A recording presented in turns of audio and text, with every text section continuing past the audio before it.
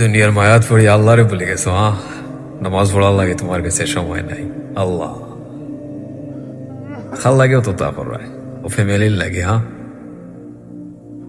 বিশ্বাস করো, আজ যদি তুমি মারা যাও না নি, দাফন দেওয়া মাত্র 1 ঘন্টা পরে দেখবা সবে সপ্তাহ ভুলে গেছে। আল্লাহ সে ওর মায়ের মানুষ রইতে নাই তুমি জানি।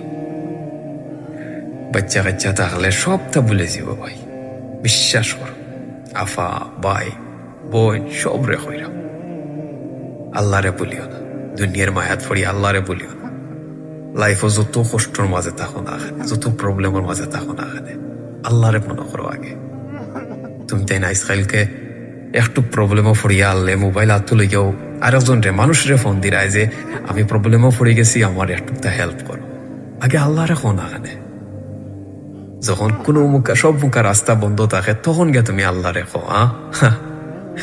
আল্লাহ কি তা হয়েছে যে ও বন্ধা, তুমি যদি প্রবলেমও থাকো, তোমার লাইফে কোনো প্রবলেম থাকে, তুমি যদি কোনো এমন সিচুয়েশনে পড়ো, তুমি আল্লাহরে ডাকতে হয়। তুমি প্রথমে যাও কি বান্দার গেছে। আল্লাহ যদি হুকুম না দেন, এই বান্দার ক্ষমতা আছে তুমি যার কাছে গেছো তার হে তোমার সাহায্য করার, তোমার হেল্প করার কোনো সময় না। আল্লাহ লা ইলাহা ইল্লাল্লাহ, আল্লাহ সারা দুনিয়ার কেউর ক্ষমতা নাই তোমার সাহায্য করার, তোমার বিপদ থেকে বাঁচাইবার। বিশ্বাস করো আল্লাহ আজ যদি তুমি মারা যাও,